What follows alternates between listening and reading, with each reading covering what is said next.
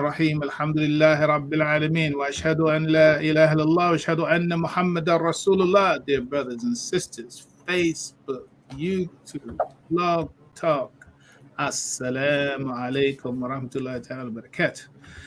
Alhamdulillah, and to my co-hostess with the mostest, Camila Mahasan Shuaib, Assalamu alaikum to you. Alaikum assalam wa rahmatullahi wa barakatuh. And as you do your salute, that's right. Salute right back. Salute. Time to get to marching, man. This is war, the good kind of war. All right. We played 2 longer clips than usual. I mean, I think the broadcast and circumstances dictate, say, hey, look, homie, you can't cut this back the way you're thinking about cutting it back. So you submit and you got to get back to the longer time frame. It's just because of the magnitude of the subject, the contribution that we both can make, and the kinds of setup that we actually want to have for the kind of setup that we want to have. I didn't know. Open up your Blog Talk mic. Sorry. You can greet your Blog Talk folks, Mahasan. Assalamu alaikum to all that are listening on Blog Talk. Welcome. All right, good. So, in any case, we're gonna move right ahead, and we've heard it, and Camila and I, we've had our daily dialogue and those in between, and so I'm just gonna let loose the reins, and it's your show, and all right, I'll be here. Good stuff.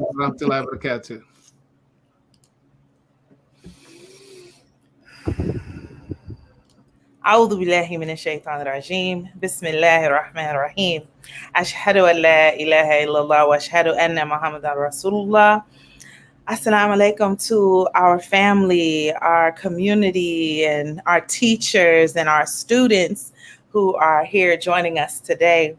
We have the topic on, as we started last week, we talked about a lot in the marketplace, and now we're connecting that with the conversation of Islamic education. Let me start with sweetheart. Sure. It could be my issue. I'm hearing you. Okay, I'm hearing you on the computer. I'm hearing you in my ear. There's no echo. I just want to make sure that there is no echo anywhere else. You're not getting an echo? Testing 1 2. I'm not. All right. Blog Talk, if you are getting an echo, push 1 on your phone to let me know if there is or is not. Yes, there is an echo. Yeah, there's a lot of echo on Blog Talk. So hang up your blog. Well, no, you can't hang up your Blog Talk. No, I can't mute this one. It will still come up. Because there isn't any sound coming through my computer. So if you can hear me, that's muted. Let me see. Let me try something else.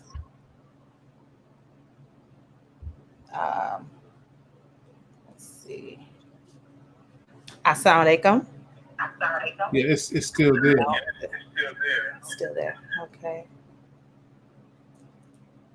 Assalamu alaikum. Yeah, you see that. I don't know how that happens. Is it still doing it? Yeah.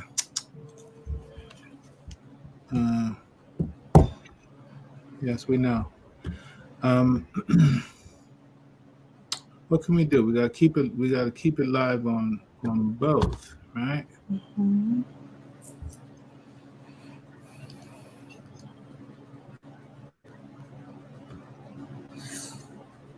Okay. See, try it again. Well, I mean, I had taken you a while, you know. Mm-hmm.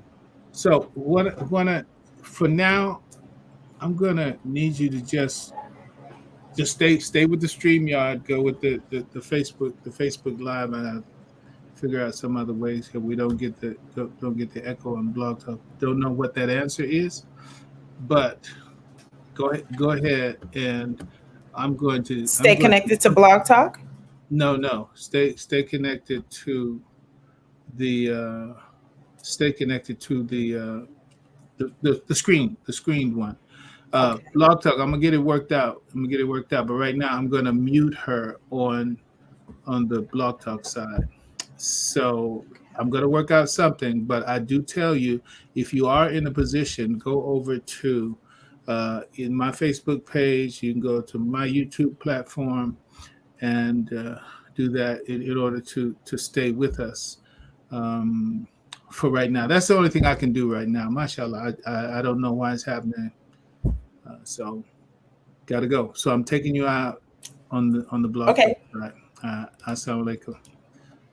Alaikum assalam. Okay, so I don't know if it's still doing it or. All right. No, you're okay on all these. It's Okay, good. you're out on Blog Talk. So I don't know what to do about No that. worries. All right, so let's get back to it. We started with the conversation that the first speaker, Duncan, and the work that he has been doing in the Portland area. And I was saying early on to my dad that how rich these two videos were, that we could have almost picked one because it's so much that can unfold from just that one conversation. But I had so many notes initially from listening to what he had to share when he talked about his story and growing up, and then what within him changed, the significant emotional event that allowed him to decide, called him into the work that he's doing now, being the friend of the children. And even just with that language, the friend of the children, he's thinking of those mentors, the coaches, the teachers, the counselors that led along with him, and then had a big ask in creating 12 years, working with one child for 12 years. And we would think that's a lot for an individual to make this type of commitment to a young person for 12 years, right? But in actuality, through our education system, we do pass our children. I don't want to use the word pass our children, seems so light, right?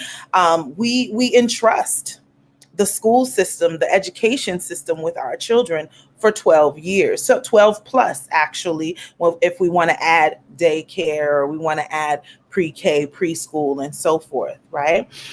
So they have a full-on impact on the experience of children in school. So this significant emotional event that happens, like when I think about, the thing that came up for me heavy was therapy. Right. I have been blessed to find an awesome therapist, and I am an advocate of therapy. And the first thing that I've noticed that most therapists do with many of their clients, those that are of any real, that have a real solid foundation on what it is that they do something called inner child work. Because many times we come across adults who are just the adult manifestation of some type of childhood trauma or childhood beauty or joy or excitement, something that they are. And all of these things play out in how we engage with the world. This way that we engage with the world has a lot to do with our experiences. So I shared this weekend, we had a beautiful event, ANAS, which is our weekend school created by Dr. Hanifa Shuaib Peters, who is an alumni of Claire Muhammad School. That this graduation is to honor all of the youth within the community who graduated from between kindergarten and some who have gone as far as on to PhD to doctorate degrees. And to honor that educational part. And one key thing that she did is, as the graduates came in, was the honoring of the Claire Muhammad School song. Now, was this a Claire Muhammad School graduation, so to speak? I'm putting up air quotes for those that can't see me, so to speak.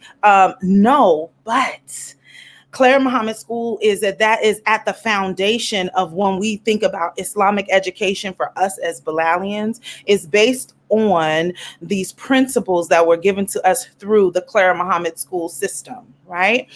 So it still fit, because she's a representation of Islamic education for us that we are directly tied to, that we have an inheritance that we received for the honoring of education, and how important it was, and how she protected her children from a system that she felt did not honor their value system that they were seeking to instill into our children. So here we are bringing it full circle for us to honor the youth within our community with this graduation.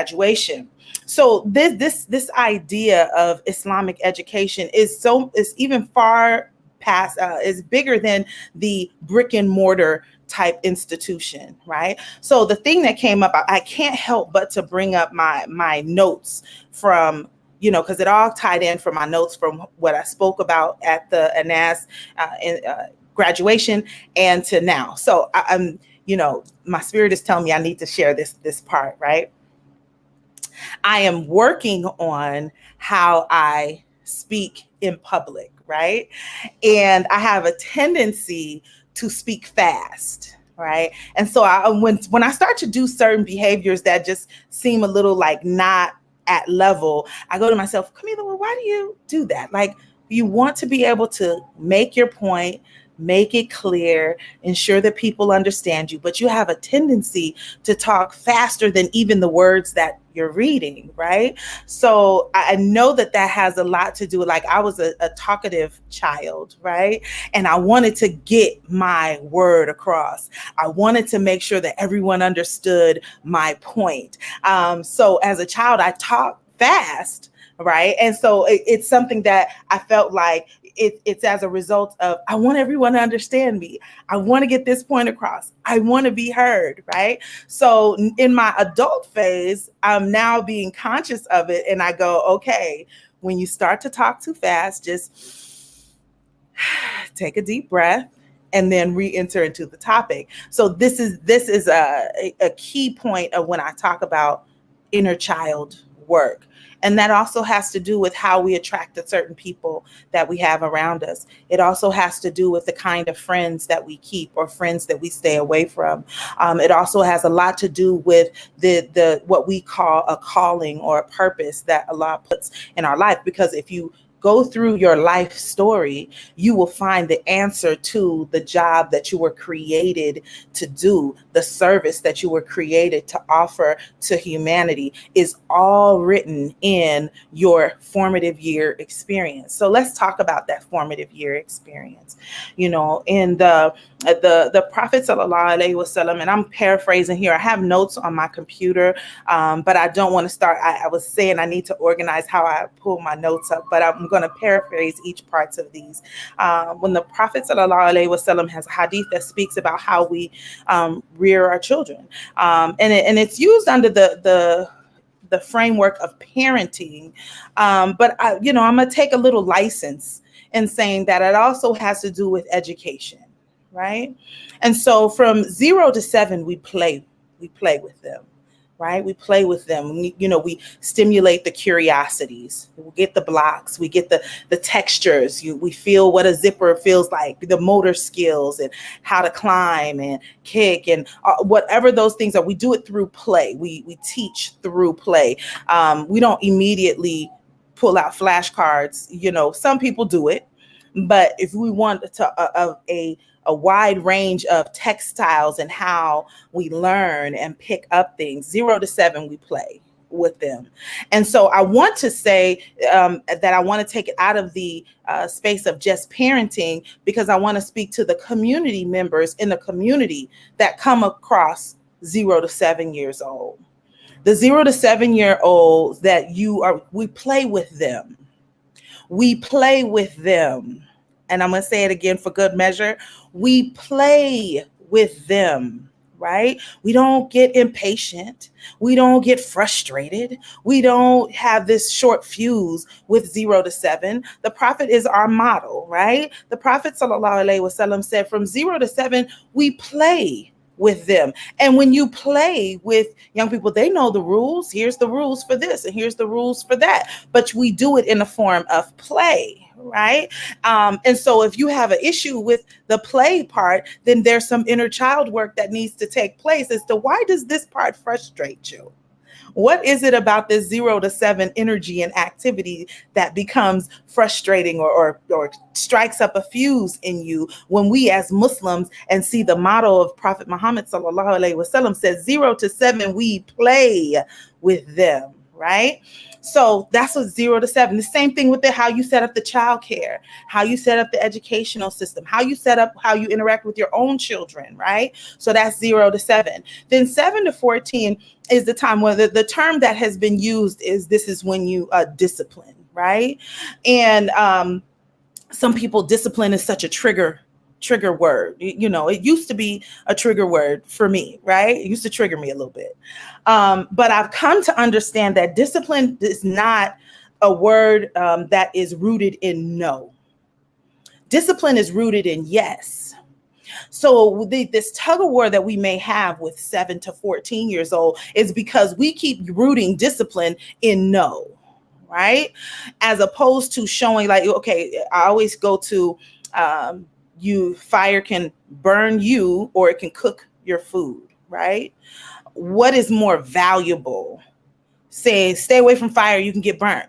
Stay away from fire, or educating on how to interact with this element in a way that it can be used for your survival, right? So this 7 to 14 being rooted in yes is about the options, the way to engage with friendships, the way to value oneself and one's body, the way to, it's not about, no, you don't go here. No, you can't talk to this. No, you can't watch that. Yeah, it requires a bit more effort and energy and conversation as to what the alternative is, but also as a community, we have to understand that we are responsible for providing alternatives to what the society has to offer to us, right? So this idea of how, you know, education is a part of the parenting and community life that we create for our youth is severely important for us to understand how we engage,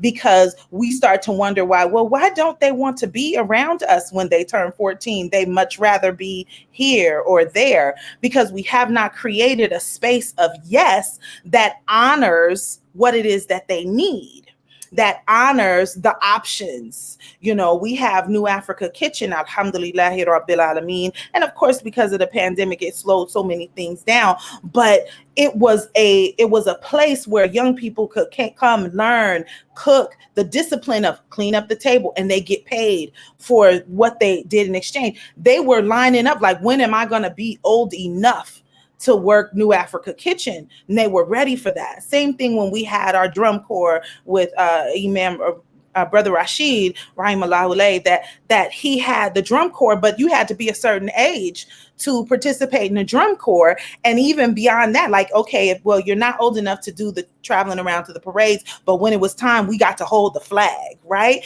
So it was something to look forward to being a part of, but there was a structure in place that had some place for them to place this energy. That's 0 to 14. So we as adults are to provide the space and opportunity for them to learn the discipline. So discipline, you know, we got so many youth that play sports.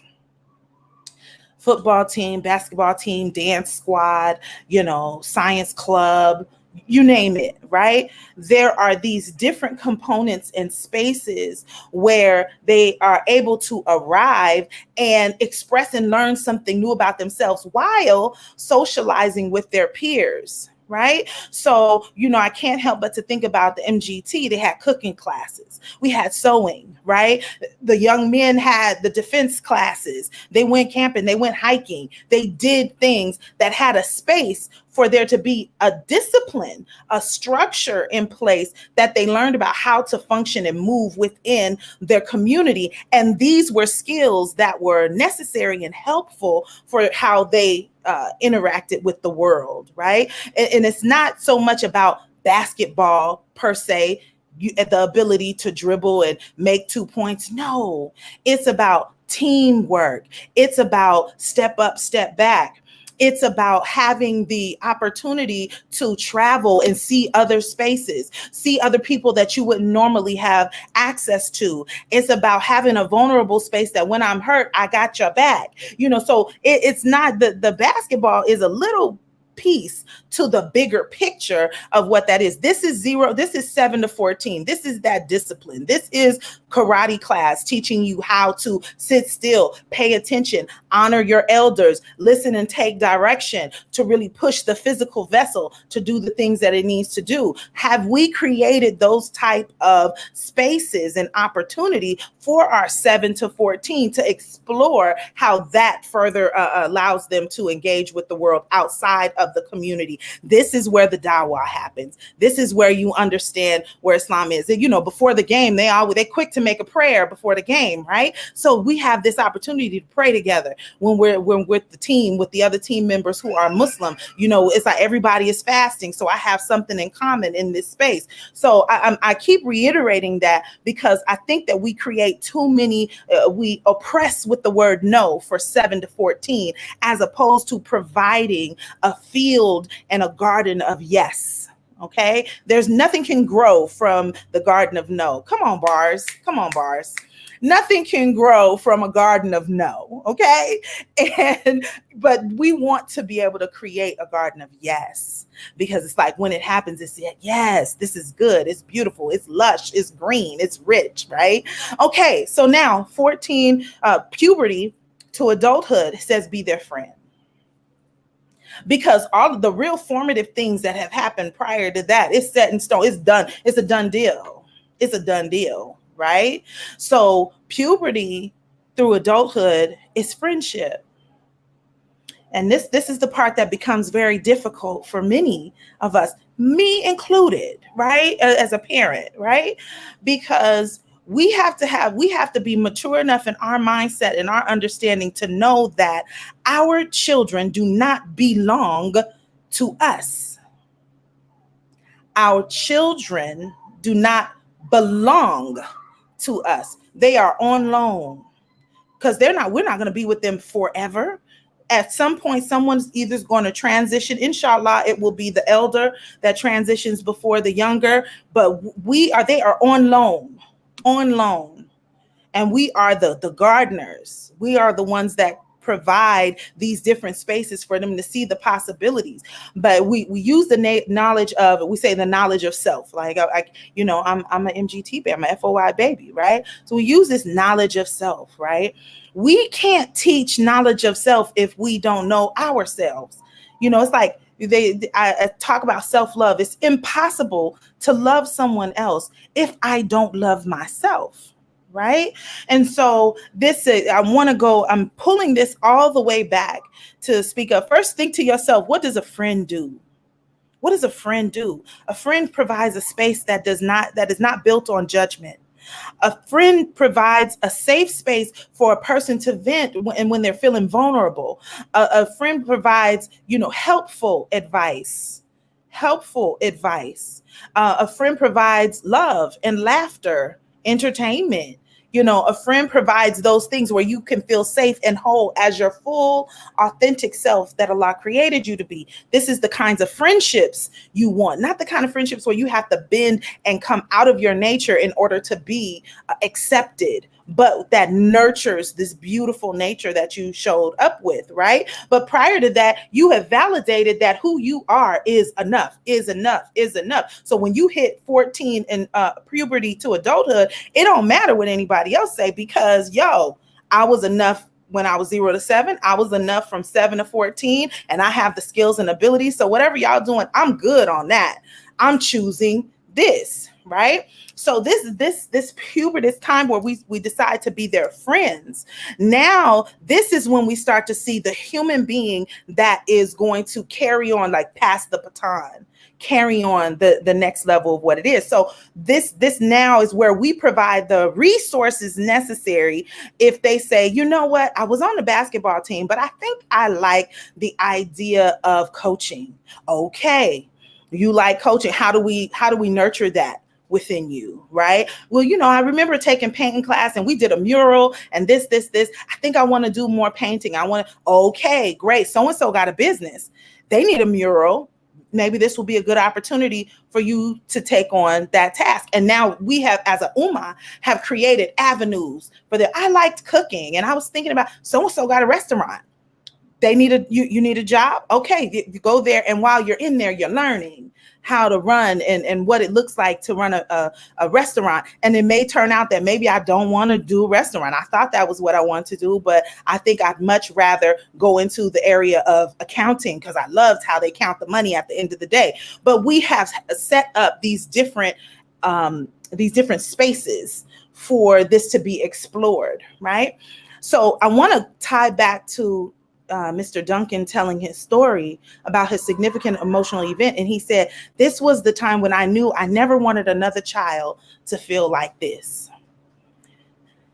That hit me hard. And this is why it hit me hard. It hit me hard because there's a moment when we go into our inner child work that we have the opportunity to decide to be Adam or Iblis. Now, understand when I say that. People say they use this term, hurt people, right? This young child, when Mr. Duncan was a child, he was hurt. He was sad.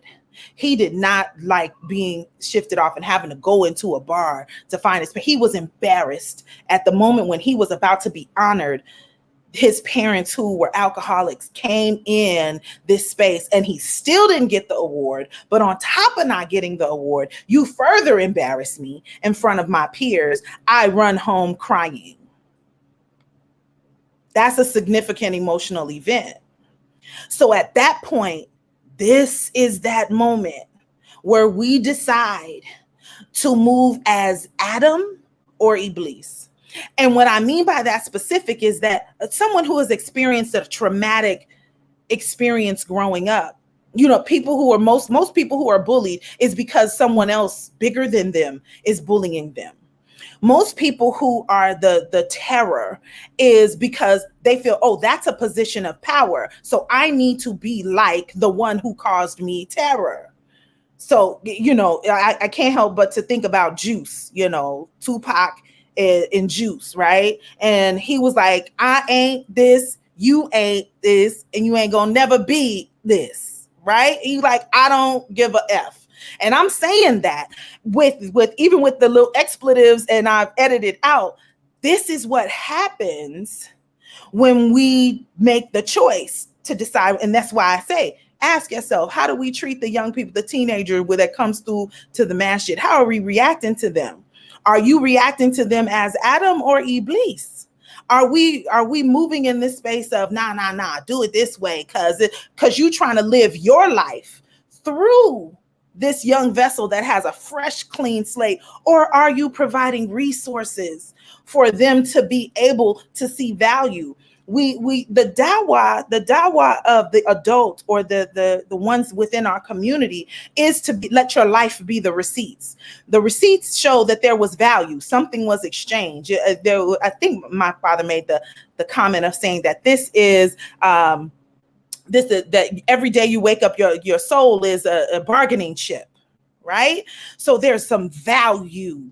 Your soul has value every single day, right? What are you exchanging it for? Young people are watching and seeing, okay, well, yeah, I like sister so-and-so. I like brother so-and-so because their life shows receipts. Islam is working. Okay, I might want to do that thing.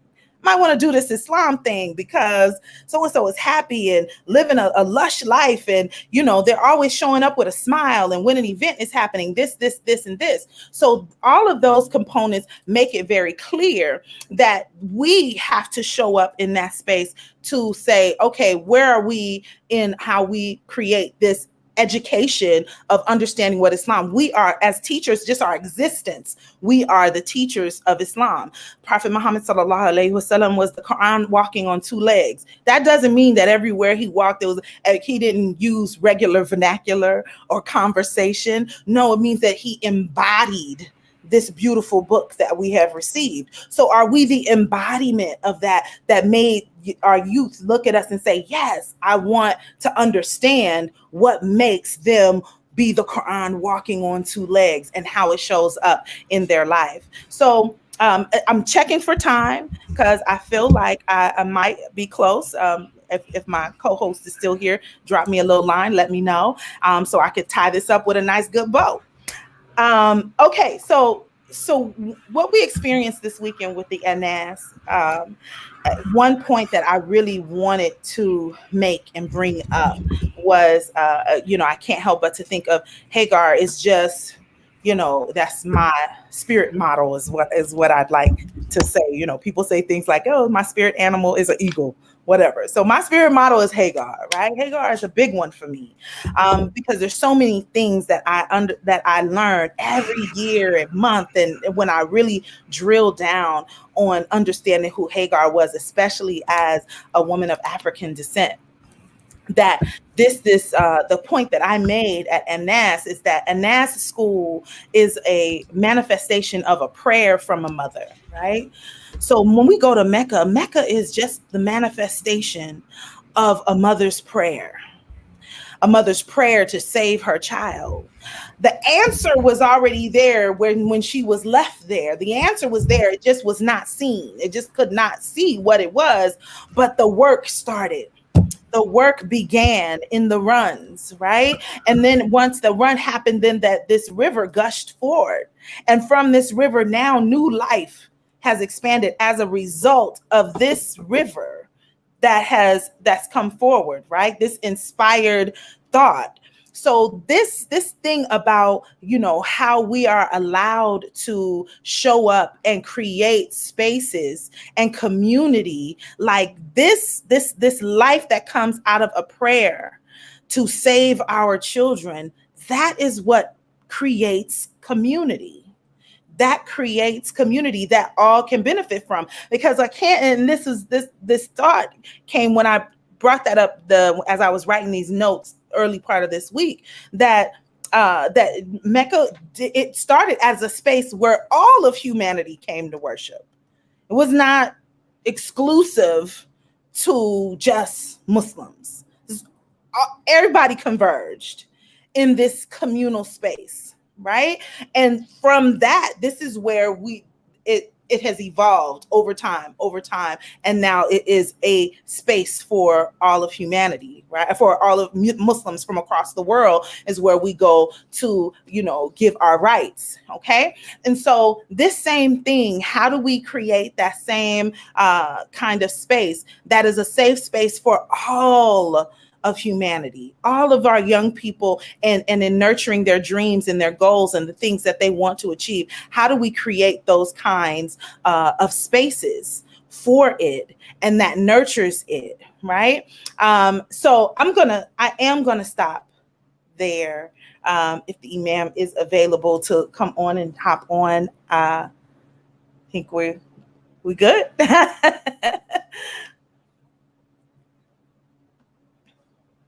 You got to unmute your own screen now. Okay, I'm here. Alhamdulillah, it's wonderful. I'm betwixt and between my trying to solve the challenging problem. I know that right now, okay, there's nothing on Blog Talk, even though I'm plugged in. Mm-hmm. Um, there's apparently a conflict between these two, the mic Gotcha.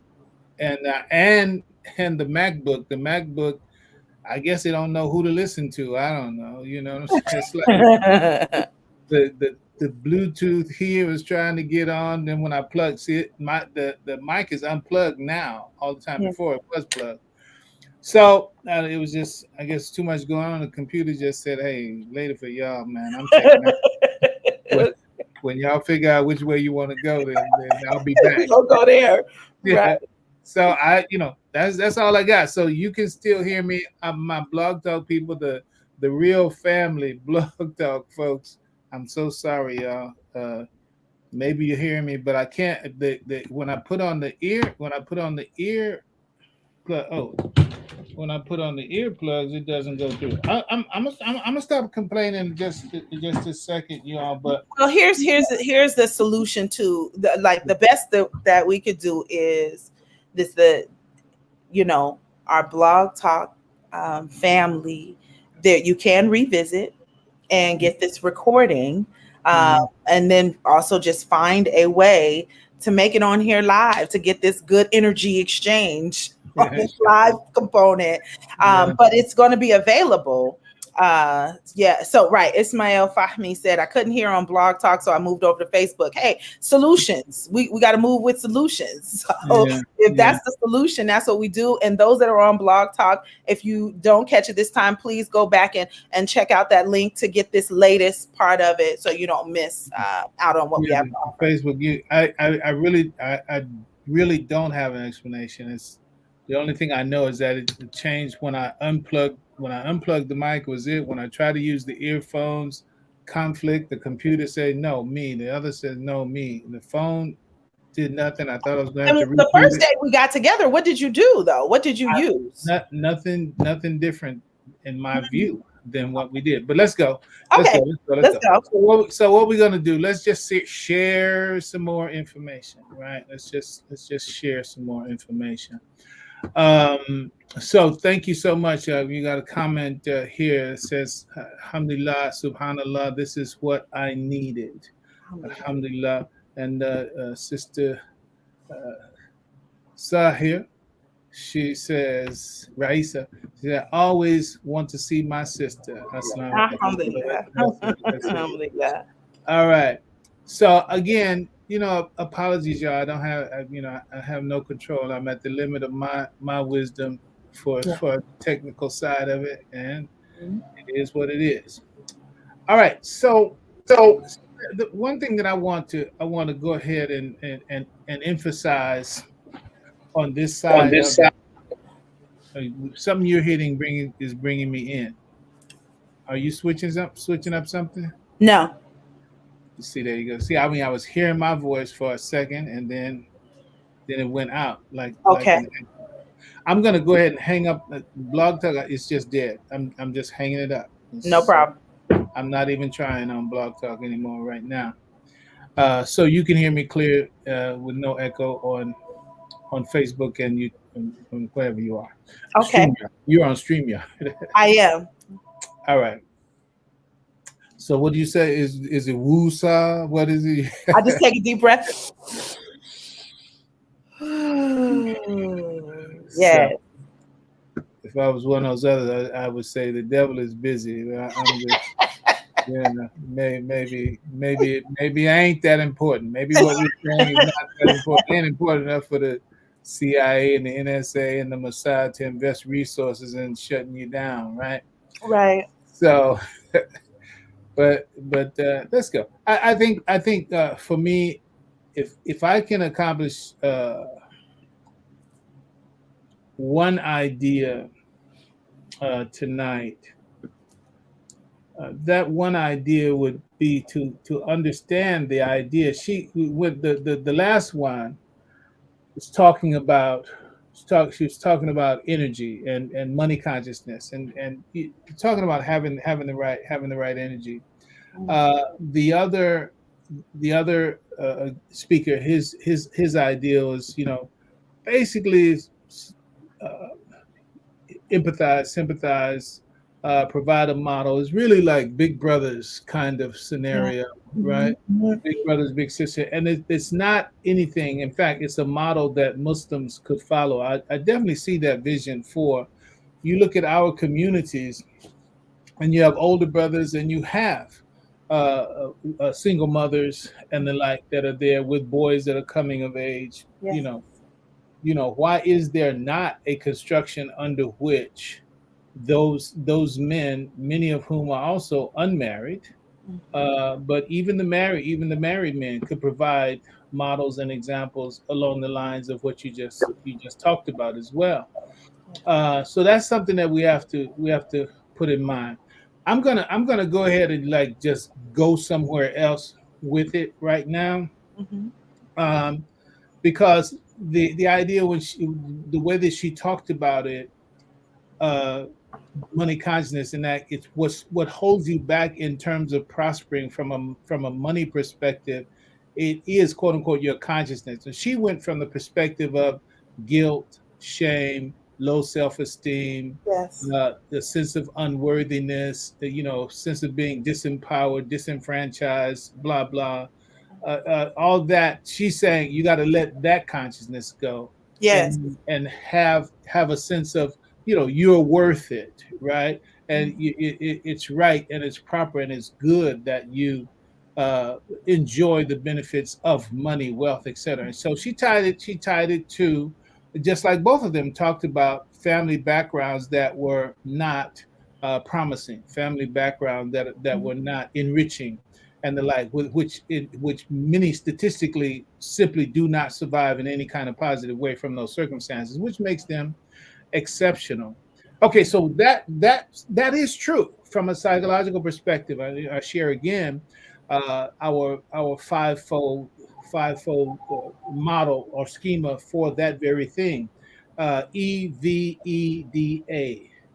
education, experience, environment, values, viewpoint, vocabulary, emotions and expectations. You could add to that emotions and expectations, and also disposition, and finally action. Right. This is the flow.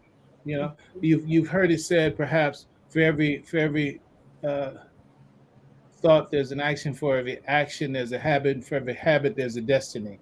For every thought, there's an action. For every action, there's a habit. For every habit, there's a destiny. So that's a schema too. The way you think leads you in a certain direction.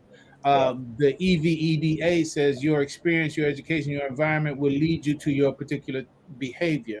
So Yes. in that schema, it is true that those environments impact us in all the scales and all the elements that go after that.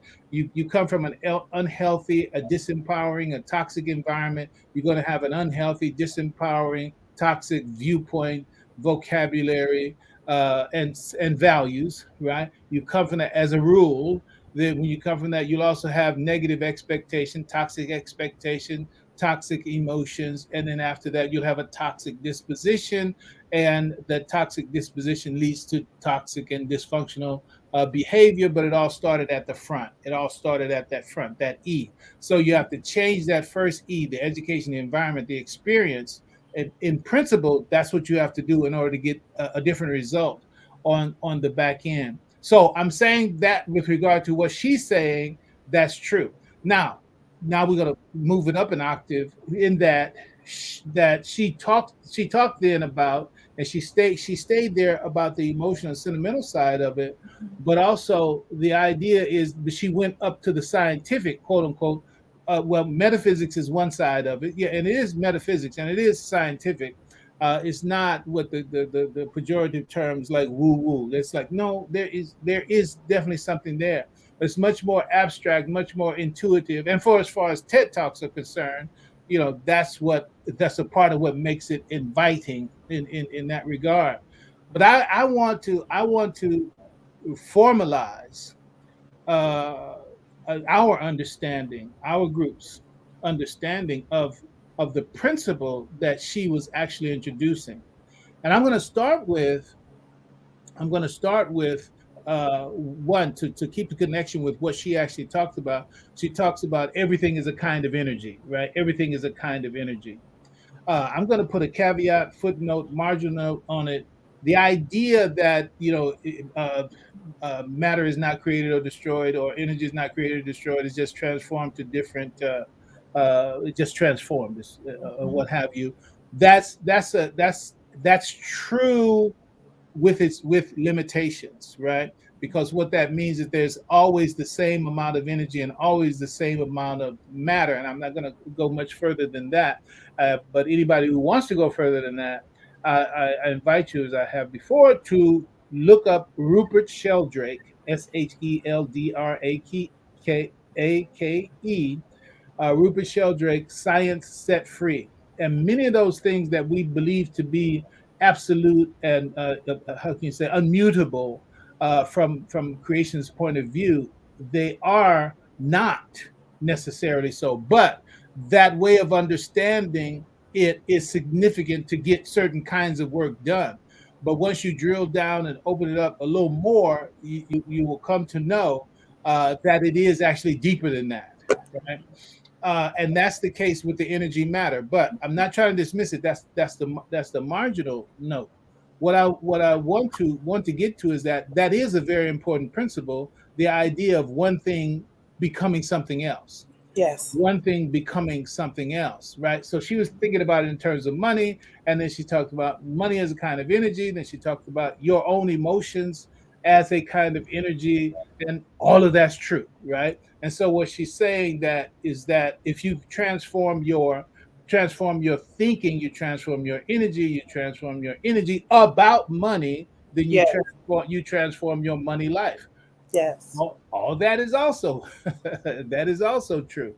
Mhm. But what is it that I want to underscore? What I want to underscore is Imam Muhammad rahimahullah alayhi is like, I don't know, he'll inshallah, I don't know when he'll get his proper, but it may be generations, centuries, as it is the case with many great men. They don't get their props, some of them for centuries, right? Yes. But while I'm living, I'm going to keep to blowing that horn. Yeah. Uh, the Imam gives us one concept: creation supported social logic. Creation supported social logic. What do you mean?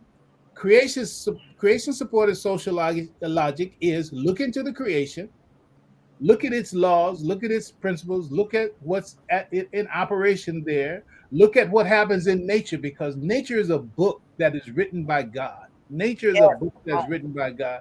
When you Yes. read the signs, the Quran, we call them ayah. We look out in creation, we call them ayah. So you got to read that and read the book. You got to read the creation, you got to read the book, right? So you Mhm. have the creation supported social logic is that you look out, you read the signs, you translate the process into its social application and relevance, and then you follow that logic in your society, and that is creation supported social logic, meaning this is my social logic. I'm going to do this thing this way. Okay, why are you going to do this thing this way? Because the creation does it that way. And in my reading and interpretation of the creation's operation, it Mhm. says that if you do the same thing in your world, you will get a mirrored result in social terms. Mm. Oh, yeah, that's good stuff. I'm, Yes. I'm going to stop and take a breath on Yes. that. Yes. Alhamdulillah, Rabbil Alameen. This is no boast, but this is what the Imam has given us. All right, so now we're ready for another word. We don't have to, now we can move past energy and matter as a focus. I've already said that's valid. Now I want to bring this word, transduction. Transduction. That's something that we're going to spend a lot of time with later. And let me Mhm. stick to my note and just read it out first, and then we'll work it out. Transduction, because the movement from energy to matter and matter to energy is a kind of Mhm. transduction, right? It's being moved from one thing to another and from another to the one thing, right? Matter to energy, energy to matter. Okay, so that's just one place that it happens, and that's the major general area that's understood, but it's happening all the time, right? Our eyes transduce photons into vision, right? Our Mhm. ears transduce vibration into sounds and words and ideas, etc. It's all coming through the ear, then it vibrates, and that vibration gets translated into our mind as words and ideas. Chemicals in the atmosphere, we breathe them in, and those chemicals touch nerves in our nose and connect with cranial nerves that relate to the sense of smell, and say, oh, that's a steak, oh, that's pancakes, oh, that's a cat, oh, that's a dog. What was it? It's a transduction of chemical messages that came from the environment, taken in by the nose, and then transduced into what they are in the brain, right? And tactile sensibilities, what we feel, oh, that's rough, or that's soft, or that feels like whatever it is that we're touching, or that's touching us. All of that is transduction. That is, we get The environment out there comes into our consciousness in here by this process called transduction, right? All right.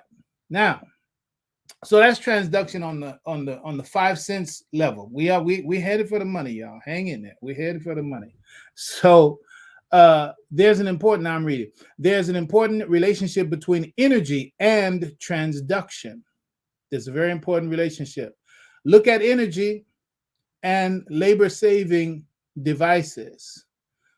Okay, so a bicycle. A bicycle is taking the energy out of your body, and you are moving the energy from your body into the bicycle through the benefit of the pedals, the wheels, the chain, etc. So all that, you have the energy in your body.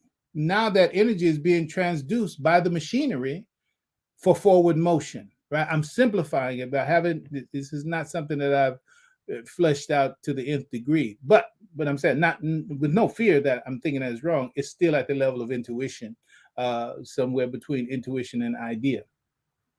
In any case, so these labor saving devices like bicycles, right? And then you move it up. You got cars. You move it up. You got airplanes. You move it up. You have trains, etc. Each one of these consumes energy in and of itself. And each one in and of itself contains more energy. Listen, there's more energy in a train, let's say, than an airplane. All right. And the train's capacity for carrying larger loads is greater than the capacity of an airplane for carrying mass or carrying weight, right? There's more energy, i.e., mass, in an airplane than there is in these trucks on the highway, and therefore the airplane is able to carry more mass than the trucks on the highway. Then there's more matter, therefore energy. That is, the bigger the thing is, the more matter, yes, and also the more energy in that thing. So the bigger it is, and so the more work it can do. So, and the bicycle, quote unquote, is more in its mechanical construction. It might not weigh as much as we do, but its capacity for supporting us and other mass and move it forward is greater than we walking on our own and carrying. So the point is that we can move faster, I should say. We can move faster on a bicycle than we can walking, right? But it's the same energy that you use walking, but you put it into a certain mechanism, and that energy gets transduced into forward movement, right? So the same energy that I would expend in walking, if I take that energy and put it in a vehicle, then that vehicle will indeed leverage the energy out of my body and enable me to move further, faster. And that goes all the way up the scales of bicycle to cars, trucks, airplanes, trains, etc. All right, so much for that. So that's all. That is transduction, right?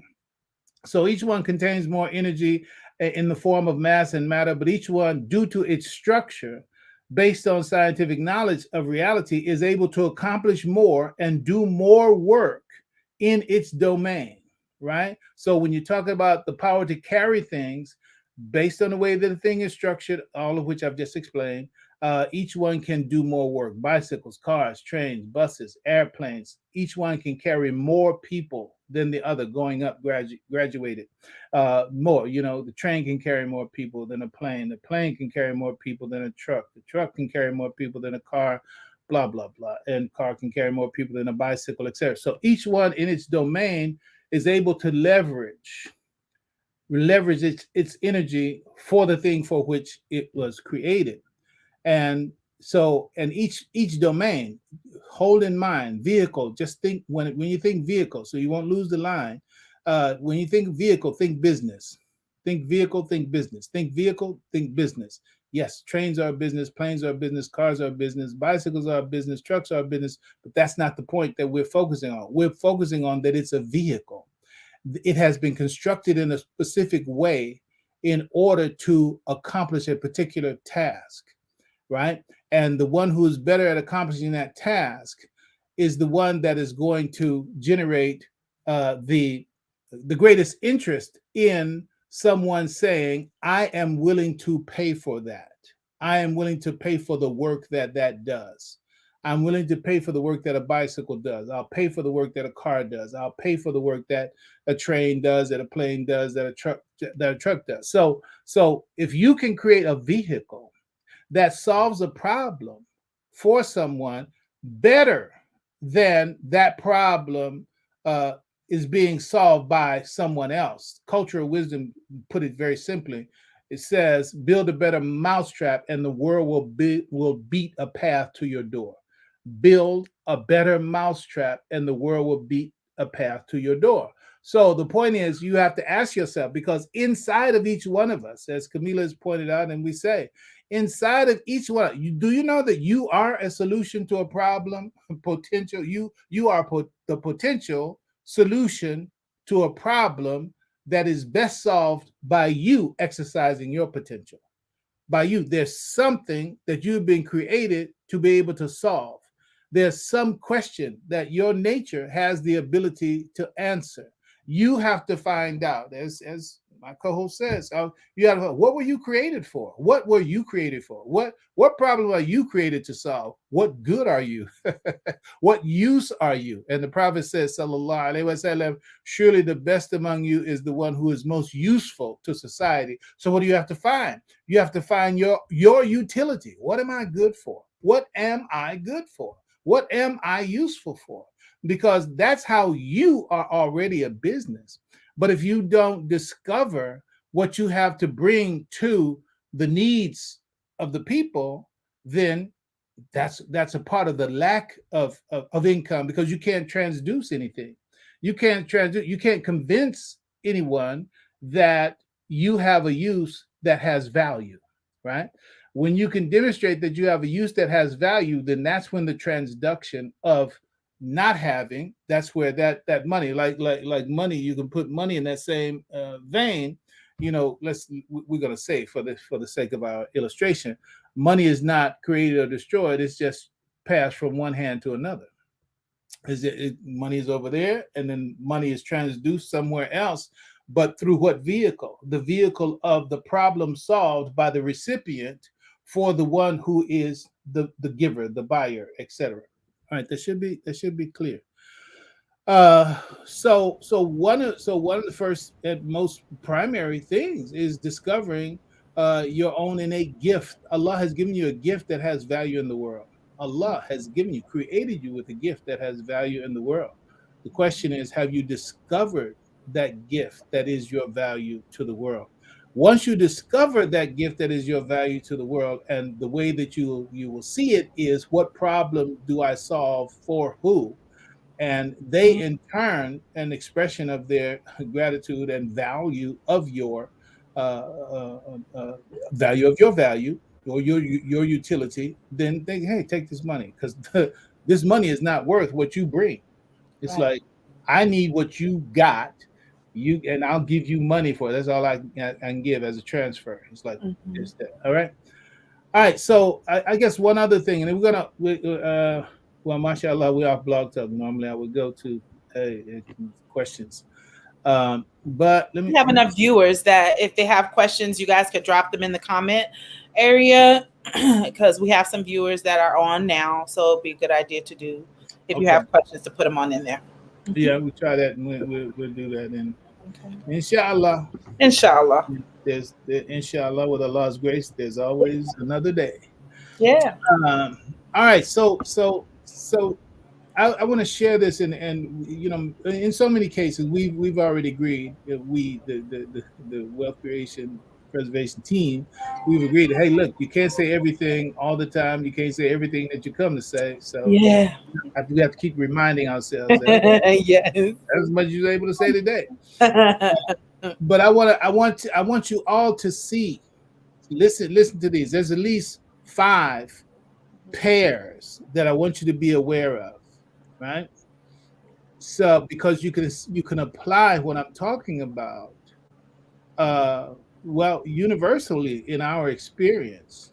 Okay, So you have the energy matter exchange, right? The energy matter exchange, which you've already talked about. Energy is not created or destroyed; it's only changed from one form to another, right? So you have matter that becomes energy, and energy that becomes matter. Okay, that's a given, and that's because they are paired together. Energy goes with matter, and matter goes with energy. Energy is a form of matter. It is, and matter is a form of energy. Okay, one is just more concrete than the other.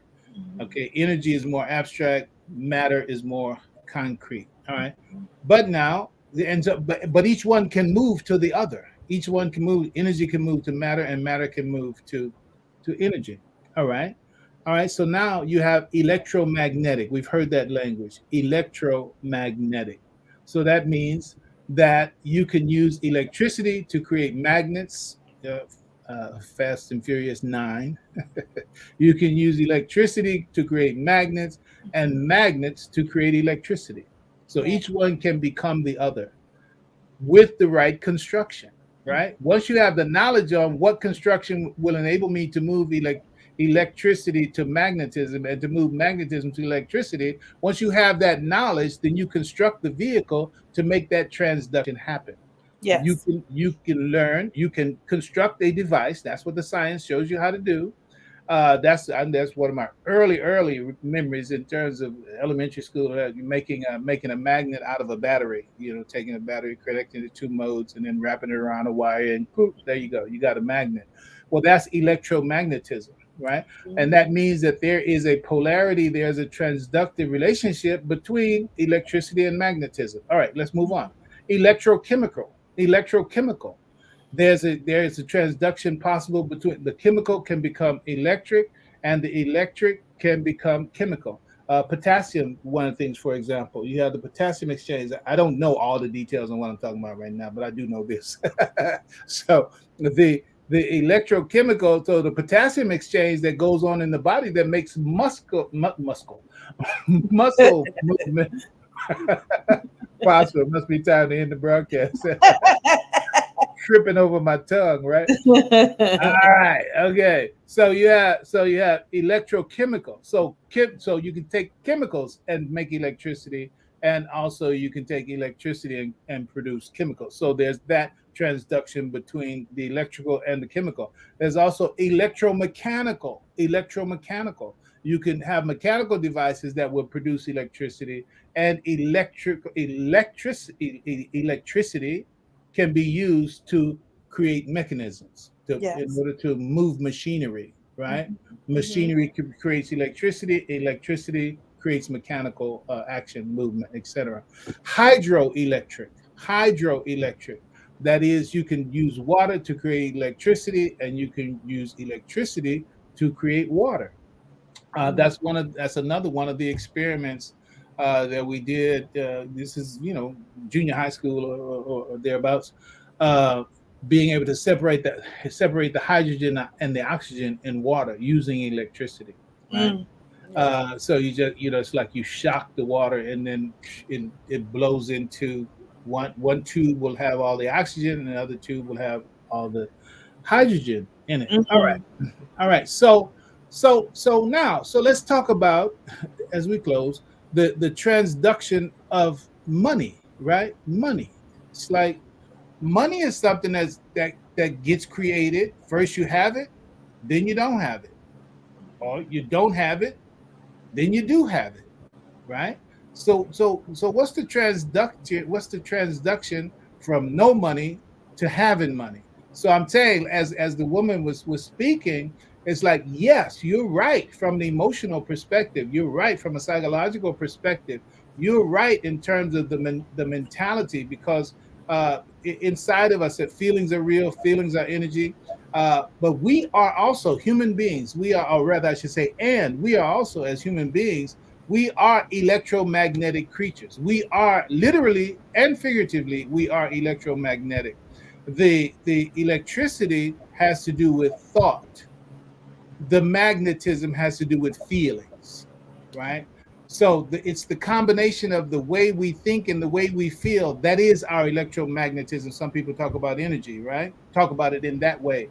right? So you Yeah. with your energy set is the manifestation or the expression of your your thoughts and feelings.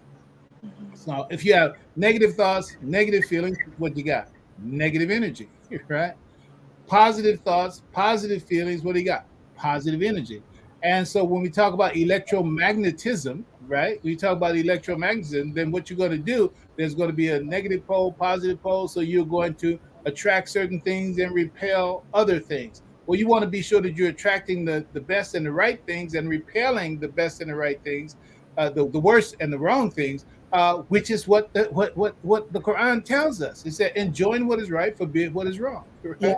Be Right. attracted to what's good and be averse to what is bad. So it's telling you how to set yourself up to get the best, positive results in your world. Because once you structure that way, you learn how to think and you learn how to feel in accordance with what Allah has ordered for you. Then that's automatically going to repel from you those things that are bad and attract to you those things that are good.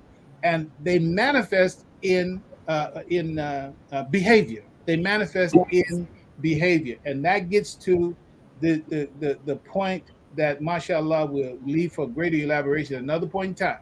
Muslims, the Quran tells us, إِلَّا الَّذِينَ آمَنُوا وَعَمِلُوا الصَّالِحَاتِ. Those who believe, those who have faith, Yes. and they act in the right way.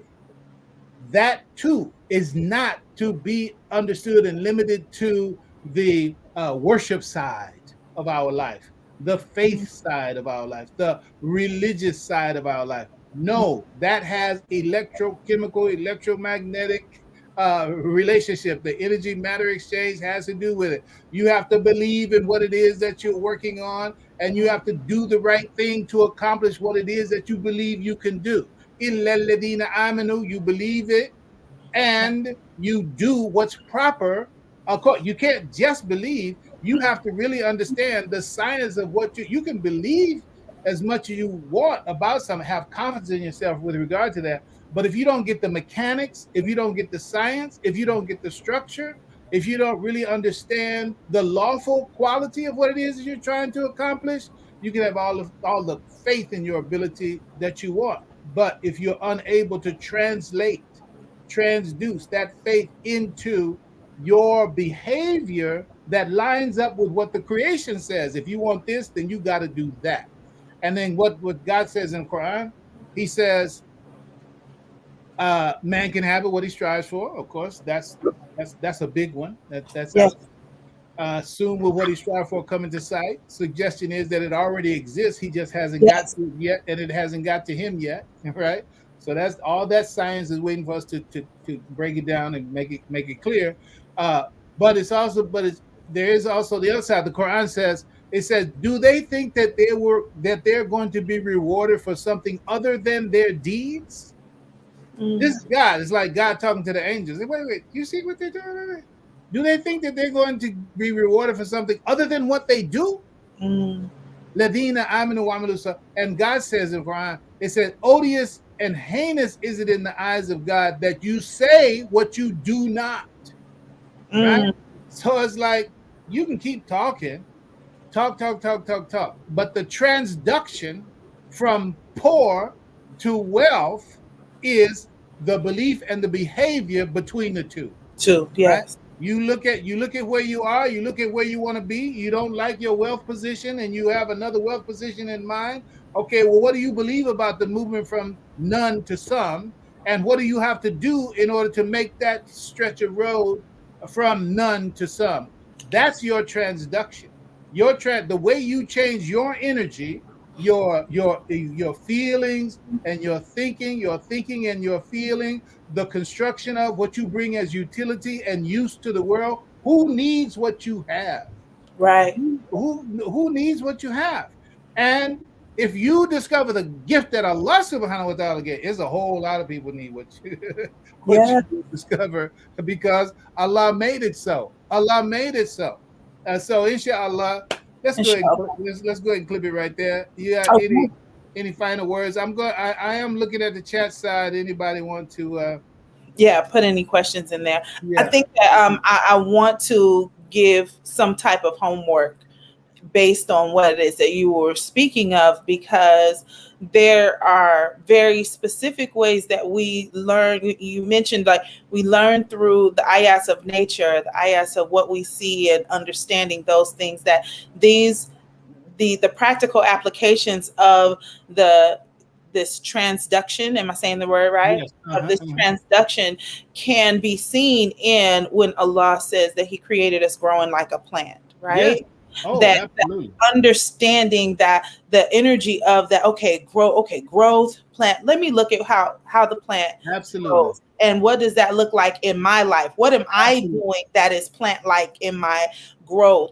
So there are always, we got the surah of the bee, we've got stories of the ant, we got all of these different areas that Allah has given us all the blues clues, so to speak, Right. to collect up ways to best understand that will give you the thing that's specific to you, because you may be of bee nature, right?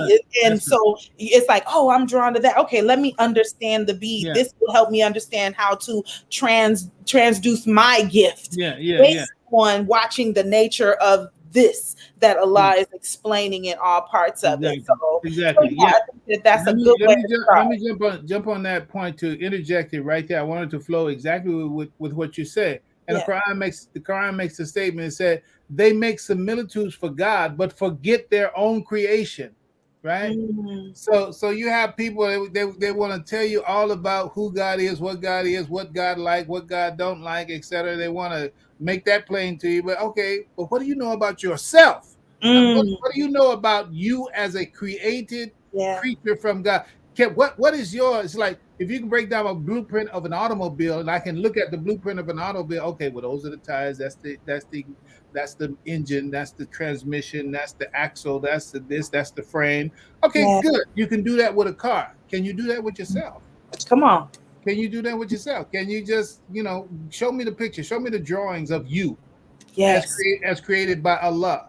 And tell me, Yes. well, how did this part work right here? What do it do? What about that part right there? What do it do? So lacking that knowledge, it is nothing but the grace of Allah subhanahu wa ta'ala that we're able to do and accomplish anything. I mean, Because as a rule, we don't know what we're doing, right? and still we get blessed. That's what I'm saying. That's what like I'm saying. The mercy in that, like, come on, like we're doing this on autopilot. Imagine if we took the steering wheel. If you really knew what you were doing. If you really knew what this life would look like, that's when the abundance opens up. That's when the wealth will arrive, because it is only through Allah's mercy that we have made it this far. Amen. Well, thank you so much. It's always nice riding with you. Nice we're taking these little weekly road trips. Alhamdulillah. Alhamdulillah. All right, everybody. So we're gonna keep doing what we're doing. We're gonna get this technology worked out fully with Allah's grace. Make dua for us, and we'll be just fine. I think that's it for a minute. I think so. Love you, sweetheart. I love you more. See everybody later. Assalamu alaikum wa rahmatullah.